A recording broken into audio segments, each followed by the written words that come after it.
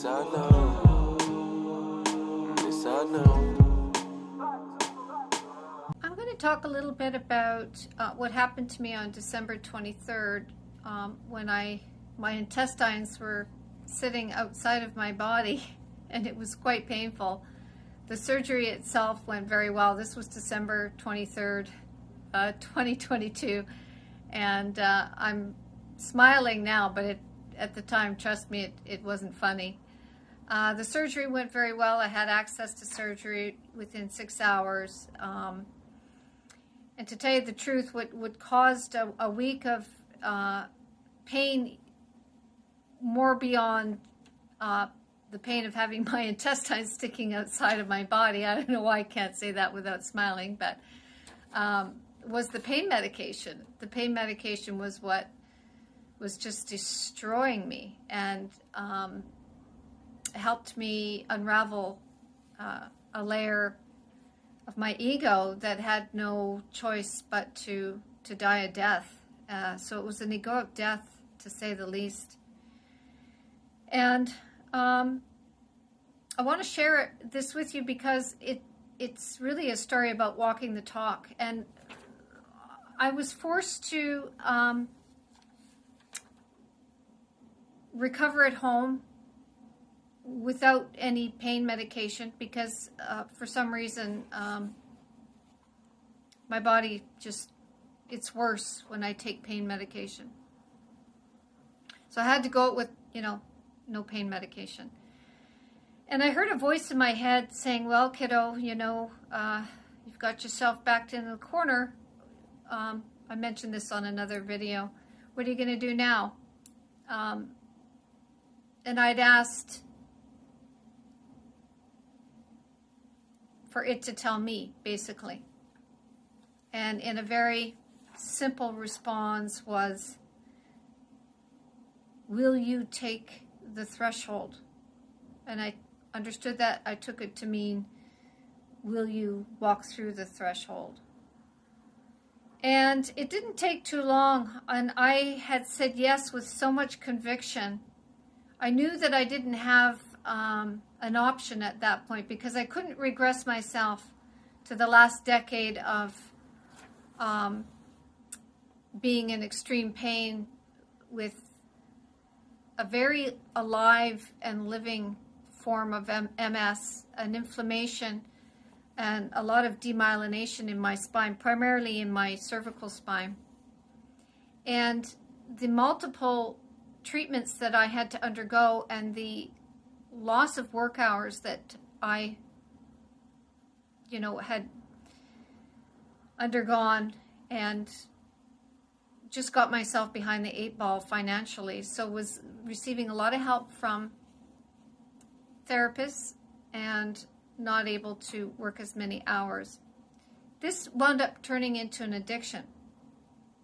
And I took it way too far. So it was another way of sabotaging myself. So now I'm depleting my funds, and I was just putting the responsibility on other people to heal me. Well, the last 3 years I've really stepped up the game. And although everything that I did give my body was necessary and of someone who is evolved in terms of knowledge and life experience and already being in the field of wellness, I had access to a lot of information just naturally. It was very natural. But I did take it too far, and I was being asked to step through the threshold of owning my own healing. And the whole experience was to find out that my body can heal itself if I would just give it a chance. And with the accompaniment of my higher mind.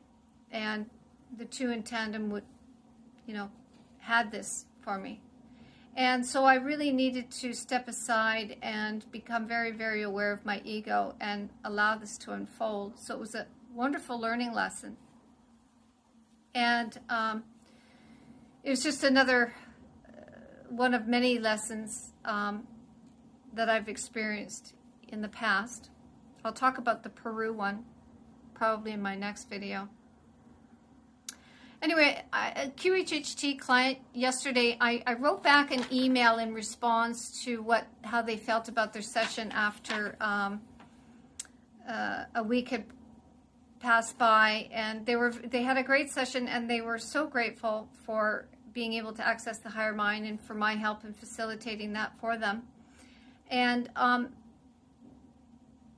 they were quite disappointed that they felt very normal after their session, and that it was not like their plant medicine experience. And this was the disappointment. And very, very kind and nice and grateful individual, still found a lot of value in their experience, but at the same time couldn't help but feel disappointment. And here's what I write back. Yes, comparison and expectations are certainly obstacles that the ego creates for itself. The ego also creates barriers to receiving when it is in need of knowing. When the ego is in need of knowing things, it needs to understand, it needs to know. It's a way of having control. What heals and transforms itself into miracles is trust, belief, and acceptance. QHHT is not to be compared with any other experience. It deserves respect and honoring the process for its own unique frequency that is unlike anything else. Your gratitude will help. Now move in the direction of the higher mind as it. The process is very natural and integrates itself into you perfectly and works through you at a pace that is just perfect for your growth and learning. It is whole and perfect, and now you just call upon the perceptual shift that is unfolding. Trust, believe, and allow. There is more and more, always, forever unfolding for you. Remember that and stay in gratitude, and you will see the difference. Expectation of feeling different, comparable to previous experiences, is the first mistake the ego makes because it is afraid of change. It says it wants change, but it is terrified of change and has no spiritual confidence to deal with change because it cannot be in the present moment. It creates from past and future. So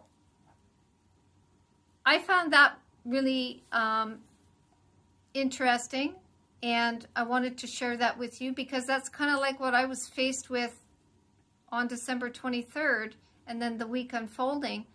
I had to find the spiritual confidence to become the higher mind. I was being asked, I realized that I needed to step through the threshold as claiming my healing as the higher mind. I needed to play that role for myself, for my body, and for my egoic structure.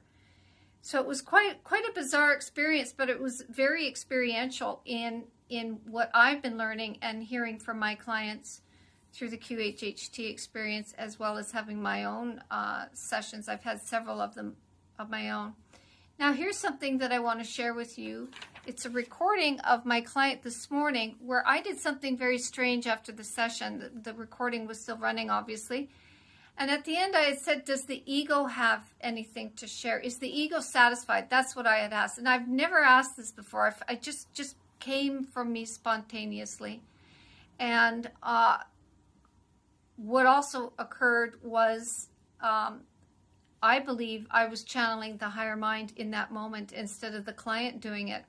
So the first bizarre thing that happened was, is the ego satisfied? Does the ego have a question? Never asked the client that before. And the client had said, the ego had said, what will become of me? Because it was quite a humbling experience.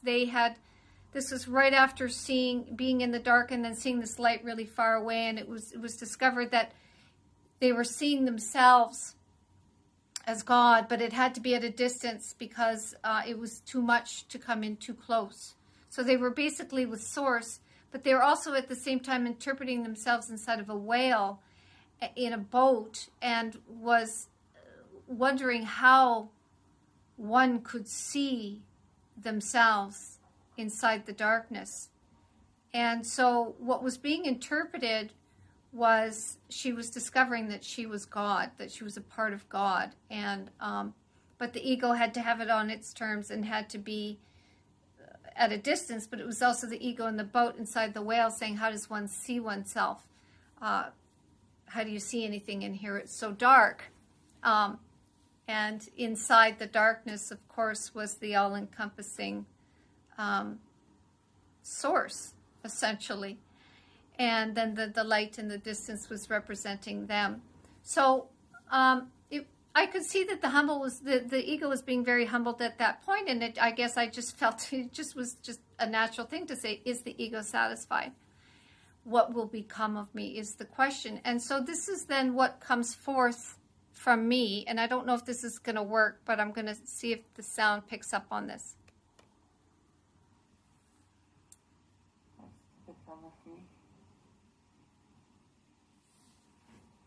You will integrate with the light.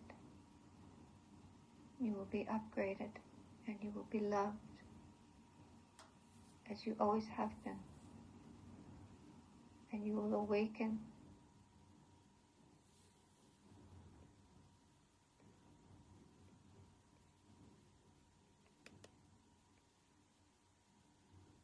Okay, well, it didn't work. I don't even know if you heard that anyway. But basically what was coming through me was